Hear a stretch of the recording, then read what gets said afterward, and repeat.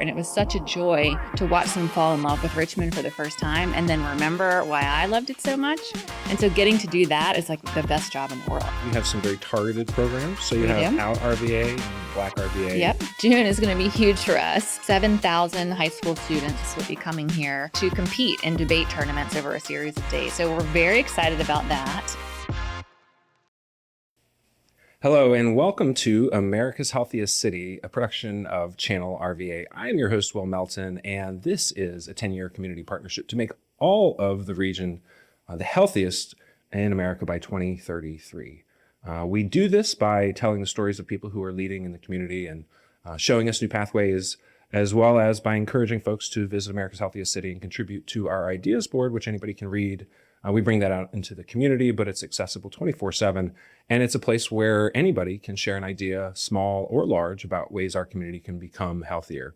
That's social determinants of health, that's physical health, it's mental health. It's all areas of health that we're looking to improve upon.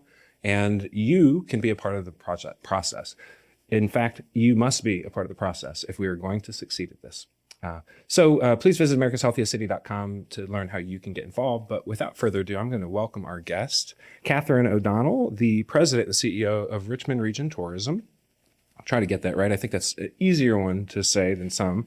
But we've been off the air for a little while. We have taken a little bit of a break. But our very last show, we interviewed Mayor Danny Avula, so you're getting to come on the heels of him. But we talked about the water crisis, and that was a bumpy subject. So we get to talk about a lot cooler things today. And from my perspective, we're kind of on the hot list. So we can talk about a lot. But I start this program the same way with everybody because I'm curious.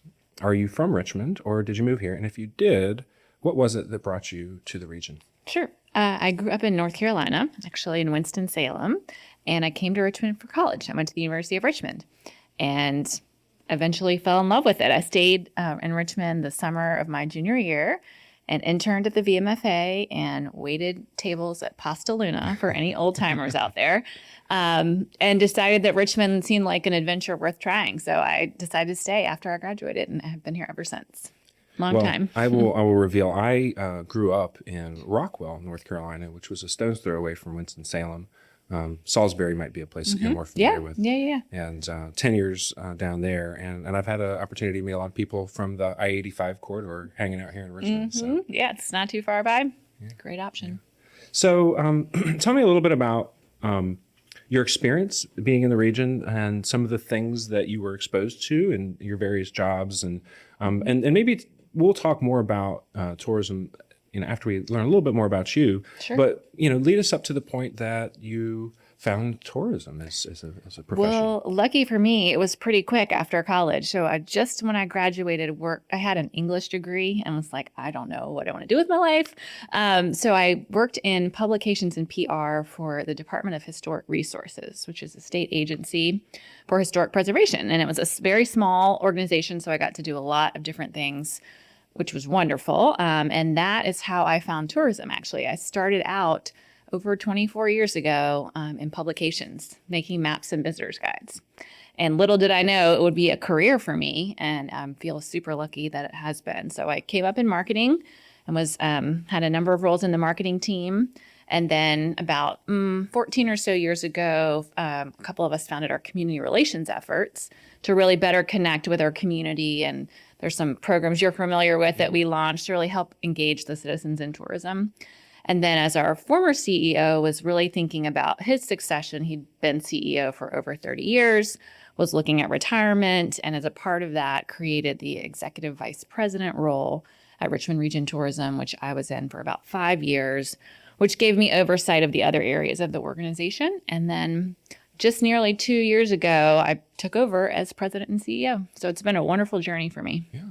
Well, knowing what you know now, as you think back to those early days, what was something that you were doing that you latched onto that said, I want to do this more, or this is curious, or I want to know more about this field? Yeah, well, so I think for me, the most gratifying part about this job is that you get to share this wonderful community with other people. And the coolest part, and one of the things I got to do early in my career was help with public relations. So working with, back then it was mostly media, less on the influencers, right? But media, travel journalists, we'd bring them here, show them around the Richmond region, and many had never been here before. And it was such a joy to watch them fall in love with Richmond for the first time and then remember why I loved it so much.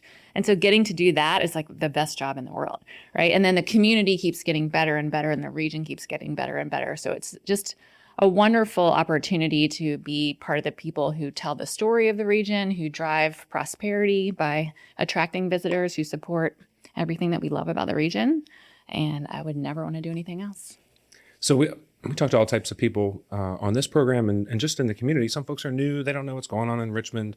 Some people have been around for a while and they haven't been dealt the best hand of cards and they're thinking about maybe leaving. And we work on those folks. And I've interviewed somebody on the show who said that they were leaving and they've since said that they're staying. So working on those folks. But for people who might not maybe have that historical context, say the newer people in town, what were some of the early things? Richmond's not been always the stellar place that everybody wanted to tell a story about. So what did you see in the community back then that made you want to stay here in this region? And how did that weave in with sort of what you understood as the story of tourism for this region? Yeah, well, I think over the past 24 years, we've continued to have this sort of spirit of a city, of a region on the rise, and we've seen upward momentum. So more things to do, more amazing restaurants that are James Beard nominated, expansions in our museums, and all the way to now where we have a new amphitheater on the riverfront and the new CarMax Park. And so when you look back over 20 plus years, you can really see how the destination has evolved and just gets better and better. So for me, it's always been such an exciting time to be here in the region. And you just have that feeling of tenacity and the spirit of entrepreneurialism in our community. And the more you get to know the people here that I'm sure you know and have talked to on the podcast that are doing really cool and interesting things, it's a really great place. And the size of the Richmond region also makes it so manageable, where we can all feel connected. A lot of us know each other. You can run into people, but you can also make an imprint and a difference here. And I think that's one of the things that we see manifest in where we are today, and super exciting. I think a lot of support out there. Yeah. There's always those internet naysayers, but there's a lot of people boots on the ground helping. I remember hearing that a lot, particularly when the restaurant scene was really starting to take off, and hearing from people like Jason Alley back then, who would say, like, in other cities, the restaurants are not supporting each other the way they are here. It's just sort of, to your point, a different vibe where people all want everybody to succeed and we help each other here, which is really outstanding. We're the collective underdog. Yeah, exactly. I love an underdog. So for folks who live here, obviously, we're not thinking about tourism that much. It's fun to win, best city to visit in America, and to kind of see us in the news is something to be proud about. But there's this whole other world that residents don't really get to see, and that is what we do as a region to attract people to the area. And so I want to talk about a lot of different things, and hopefully we'll have enough time to kind of cover a lot of different territory. But I want to start out and just talking about the counties and some of the ways that the counties are doing things that the city might not be doing, or maybe something that's happening across all of them. And I'm thinking specifically about sports, because we've got a really cool thing going on with sports across the entire region. Some of the bigger things are happening in Rico and Chesterfield. Tell me a little bit about what's happening there. Why is that important for our region? Why should people who live here care that we're investing in those sorts of things? Sure. Well, it's great that you bring up the region, because I think that's one thing that is different in our community than a lot of either other parts of Virginia and other parts of the U.S. is that we really are presenting ourselves as one region for visitors. And for us, that really benefits us, because with the 7 localities, we can put all of our assets together and have a really strong driver for tourism and tourism ecosystem. So yes, to your point, some of the localities are investing in facilities for sports tourism. You've got River City Sportsplex in Chesterfield, which is 16 fields. You have the new Henrico Sports and Events Center in Henrico, which is an indoor facility. And the city has the convention center. It's regionally owned, but it is a huge asset for sports. And sports tourism, of the events that Richmond Region Tourism recruits, sports tourism is sort of the largest market segment. And we've done really well because it's facility driven and we have a great location. So we're easy to get to. Super important for the economy, of course. So we have teams of people coming here. Often it's recruiting tournaments. So college coaches are coming to scout, athletes. And so families are very invested in wanting their kids to succeed. So families come, they cheer on their athlete. And then when they're not on the fields, they're out eating dinner or going to museums or theme parks, et cetera, spending money in the community. So people who live here should care, one, just because those people support all the places we love. And there are many restaurants and museums and others that rely on visitors just to be open every day. But also the folks who have athletes don't have to travel. So they have the home field advantage. They get to sleep in their own bed and they can save all that money if they, were to go somewhere else. So it's a win-win. Well, I want to talk a little bit about the coordination that goes on to make all that happen, but we're going to take a quick break and we'll come right back. Great. If you want to own the internet in your domain on search and in AI search, you need the team that wrote the playbook on how to land on top. At Exponent 21, we help businesses dominate search rankings, drive traffic, and convert visitors into loyal customers. In the world of AI, it pays to be number one. You are number one. Make sure the world knows it. Go to exponent21.com and get a free multi-page SEO report when you mention America's Healthiest City.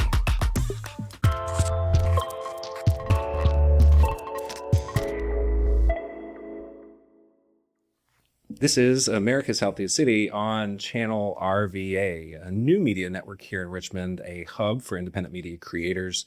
Visit channelrva.com to learn more.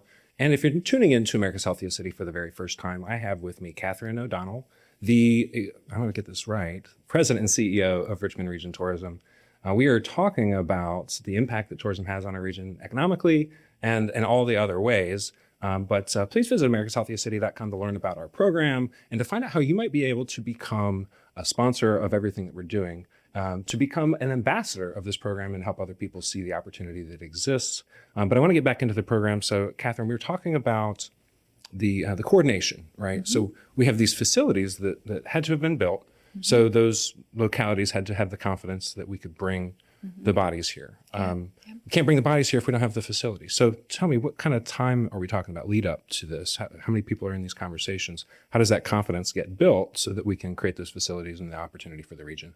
Yeah, well, so we have a team on Richmond Region Tourism staff that's our sports team. And so their job is to go out and talk with event organizers and put the Richmond region on their radar for consideration. And the first thing they need to understand from those folks is, do they have an event that will fit the facilities that we offer? So we have a pretty good sense of the demand, as does our partners in the counties and in other places that are working on facility development. So the idea really to make the ecosystem work the best is that we have complementary facilities across the region. So as I was mentioning before, you have the largest convention center in the Commonwealth in the city, and then you have turf fields in Chesterfield. In Hanover, we have cross country, and in Henrico, we have the indoor. And there are others as well, but that sort of, you can see they're all different. Yep. In some cases, they work together. So adding the indoor facility, for example, in Henrico has allowed some tournaments that were just in the convention center to expand. But together, we can offer a lot of different options, which then increases the ability to attract different things. So you might have a tournament that's spread across multiple venues, and that works? Yes, it does. Very cool.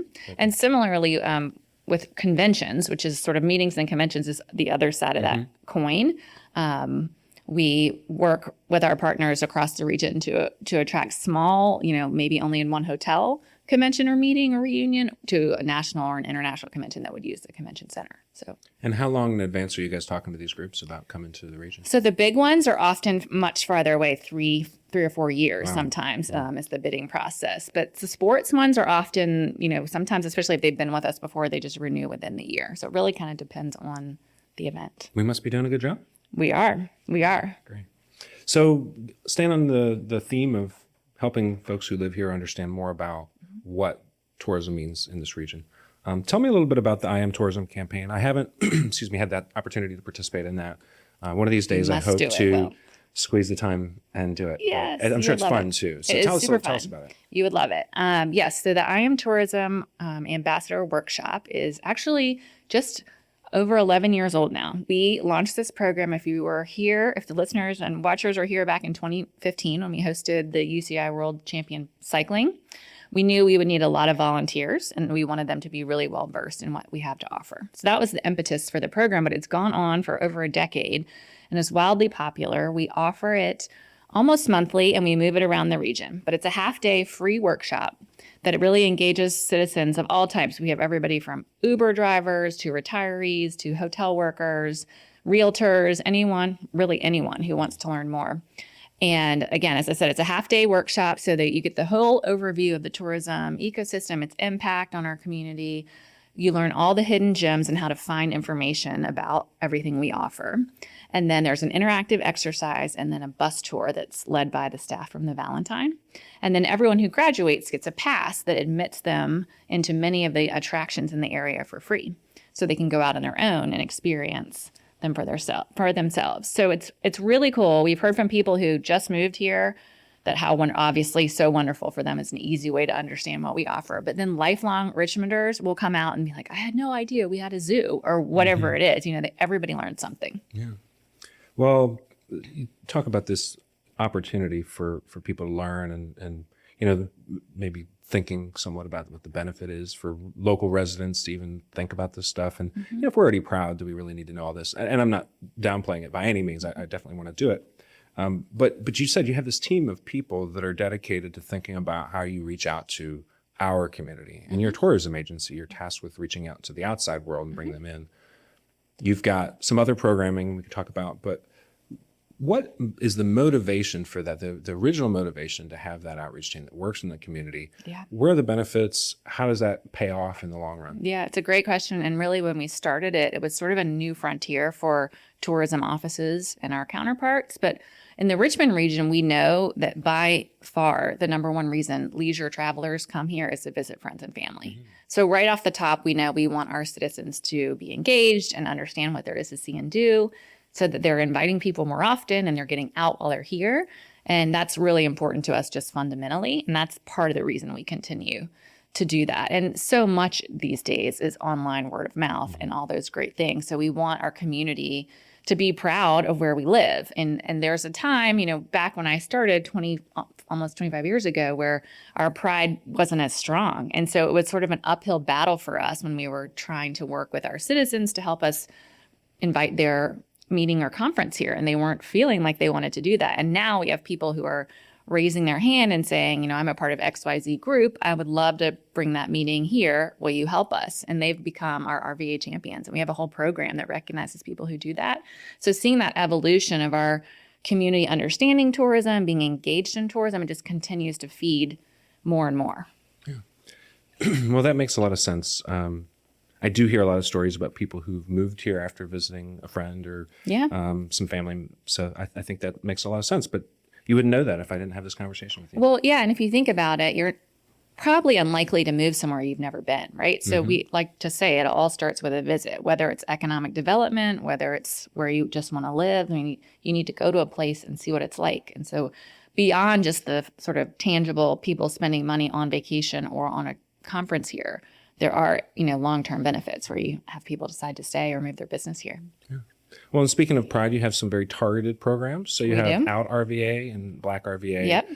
How do those work specifically, and how do people get involved with those? How do they leverage those programs? Sure. Both of those programs. So Out RVA is our LGBTQ plus campaign and program that both of those, and Black RVA is promoting the Black community. Both of them are community-driven campaigns. So Out RVA we launched in 2014. So this was before there was even legalized same-sex marriage in the U.S., with the idea of helping LGBTQ plus travelers understand they're welcome here and feel safe here and invite them here. And Black RVA we launched in 2019, which similarly was designed to shine a spotlight on Black excellence, Black entrepreneurs, the wonderful things you can experience here. And both of them at their heart, again, community-driven, super authentic. But the reason that we invest in them and continue to is because Richmond's perception for many years, for many people who don't really know us, is outdated. Yeah. And so part of what we want to do is shift the narrative about who we are today, knowing that we have a challenging past and we don't run away from that, but we aren't the Confederacy, we aren't, the Richmond of yore. And so that's really the heart of the matter. We want people to understand they're welcome here and that see all the awesome things that we have to do in the region in the total package. Well, you don't have to go far to see a thriving Black Greater Richmond or a thriving LGBTQ plus community. It's everywhere and significant contributors. So 100%. So there's so much to cover. We have limited time. I'm going to take a quick break, but when we come back, I want to come back and think a little bit more about the future. And I'll give you a chance to maybe tell me something that I didn't ask you and tell us maybe somebody else we should invite onto the show. Okay. But we'll come right back. Great. So you've probably figured out by now that Richmond Water is on West Broad Street. But where the heck else is it? You can find us online. We're at drinkrichmondwater.com, and there's lots of ways to engage with our website here, but if you come all the way down the bottom, that's where you will find the map of free refill stations across the city. Just open this Google map that we have here that you can submit to at any time, and you'll find these pink dots are the Richmond Water refill stations, of course, Broad Street, and then over at City Stadium. And then all of the little blue dots are other places that have water refill stations where you can get free water across Richmond City. Join us in making free water more accessible on drinkrichmondwater.com. That's kind of cool. Welcome back to America's Healthiest City, a Channel RVA production. You can catch us on channelrva.com or americashealthiestcity.com. Follow us on all the socials. We're on YouTube, Instagram, LinkedIn, Facebook probably as well. Not on TikTok, but maybe one of these days. You are tuned into our first episode of 2026 in our new studio at West Broad Studios. And I have Katherine O'Donnell, the president and CEO of Richmond Region Tourism. We've been talking about what drives people to stay here in the region, to come and to stay, and also the systems that work in the background to attract more people to the region.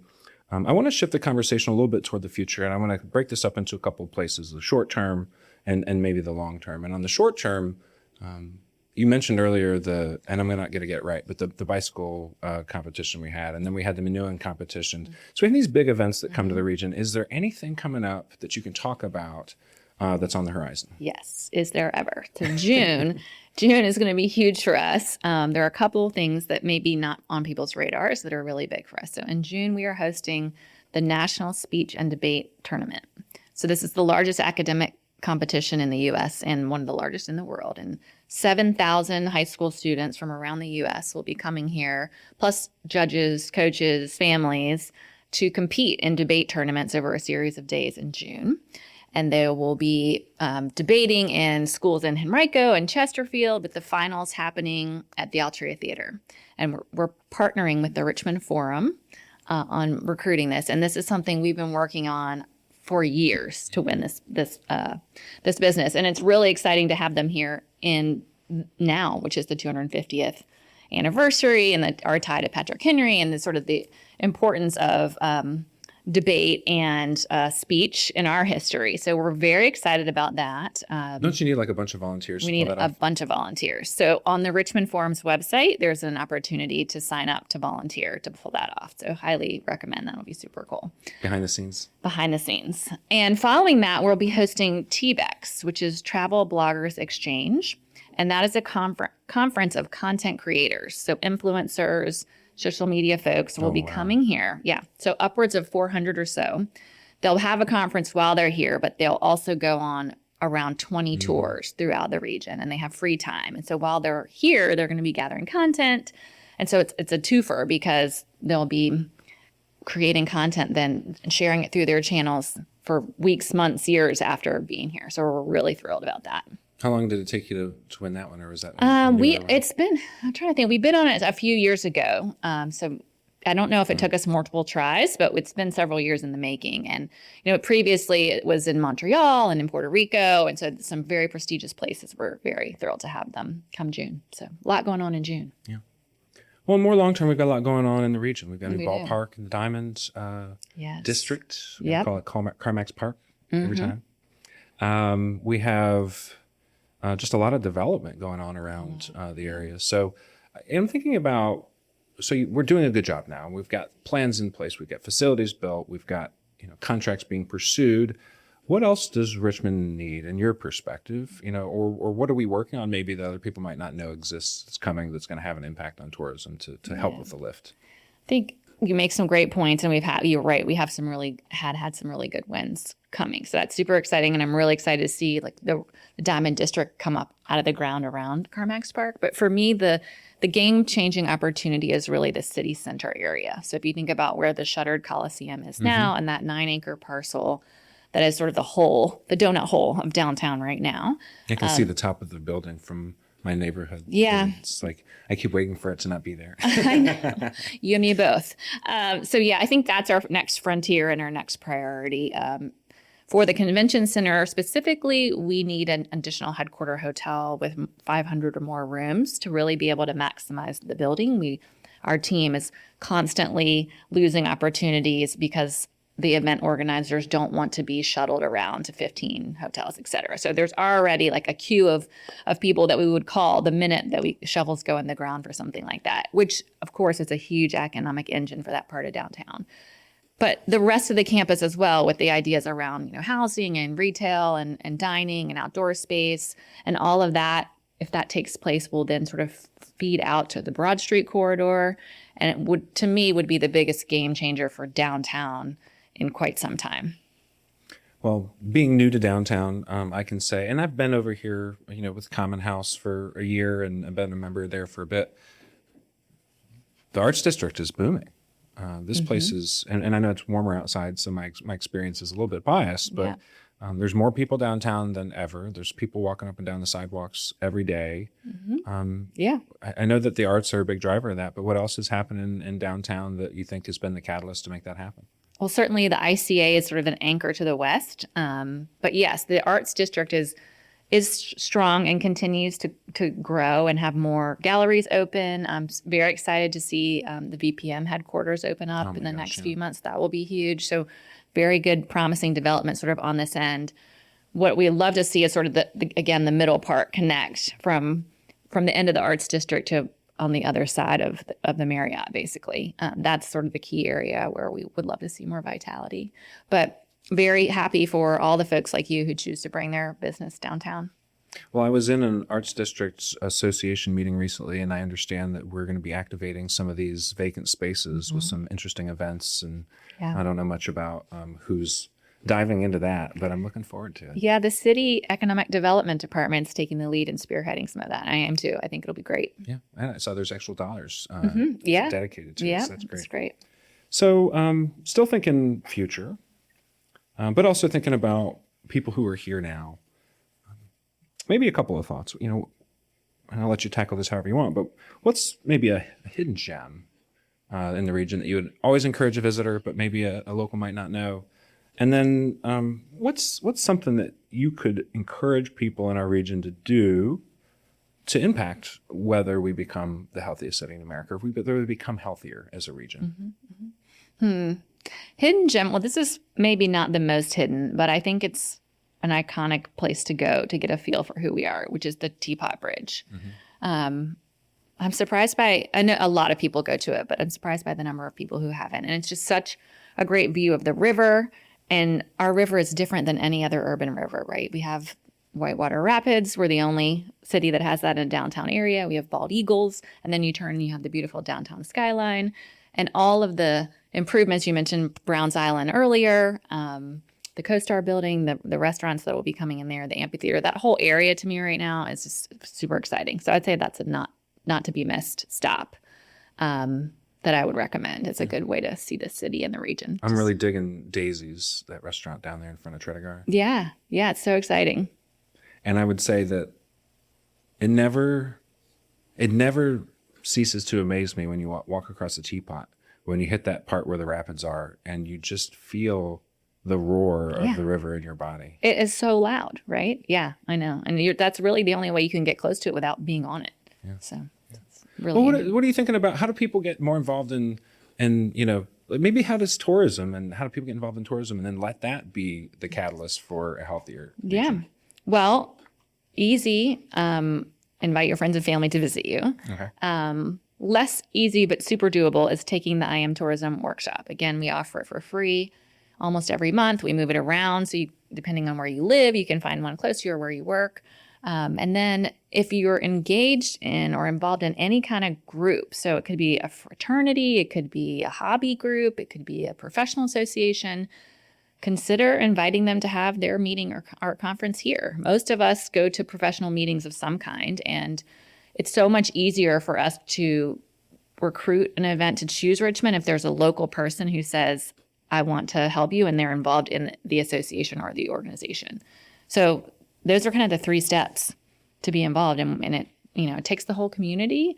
We have the great job of promoting what everyone else is doing. And so for all the people out there who are starting businesses and opening restaurants and going to events or starting events, like, thank you, first of all. But the more of that is always better. And, we always encourage our community to be a tourist in your own town too, right? So go out, support the places that make Richmond wonderful. And I don't know what I don't know. So is there anything that I didn't ask you that you thought, I can't believe Will didn't ask me that, or something that you think that everybody in Richmond needs to know about? Well, shameless plug. We have a lot on social media that is great fodder for ideas of things to do. And so if you aren't already following Visit Richmond VA on all the socials, I would encourage our local community to do that, because it's not just for tourists. It's for people who want to plan their weekend. So I would say maybe a lot of locals could follow us on and I think we are on TikTok also, on Instagram and Facebook. Yeah, I know we are on TikTok. I'm just not on TikTok. So one of the responsibilities that we don on our guests is to recommend the next person or 2 people that should come on our show. So who has a story to tell about how Richmond's being shaped for the future so that we become healthier and more connected? Yeah, so many great people to think about in Richmond, but kind of in line with what we've been talking about, Lisa Sims comes to mind. She's the CEO of Venture Richmond, which is the downtown promotional organization. And they are the lead on the Browns Island renovation project. They do a lot of other things, but considering we were just talking about the riverfront, I think she'd be a great guest. She's also our board chair, so she knows a lot about tourism as well. And then I would say Will Dixon, who runs Sports Backers. So obviously direct connection to healthy living. Their whole mission is to get people more active in the community. And we didn't talk about the awesome New York Times article, 36 Hours in Richmond, that came out recently. Why am I not a subscriber? I almost pushed that button to read You might need to subscribe just to read this article. Somebody's got a PDF of that, I know. But the reason the author found out about Richmond was because he was running the marathon. Yeah. So that is a super cool example of how not only active living is wonderful, but it can lead to so much more. So. Yeah. Well, and I know Sports Backers is doing a ton to bring people here. They're just doing what they do, and it's bringing people here. Yeah. So I don't think that they have a race they don't sell out of anymore. Yeah, they do an awesome job. And they're also really instrumental in the Fall Line Trail, which will be another wonderful asset for all of us and visitors alike. One of my favorite topics. So I'll get right on scheduling those interviews. Sounds good. Well, thank you for joining us. This has been really informative. I've learned things, and I'm prepared for this interview. So thanks for joining us, and best of luck in all the things that you're doing to make Richmond a lovely place for us and everybody who's coming here. Well, thanks so much for having me. This was America's Healthiest City on Channel RVA. Please tune in next time. We'll figure out what our schedule is for publishing these, but we're going to be weekly again. So subscribe if you haven't already at channelrva.com to find out when we are airing the next episode.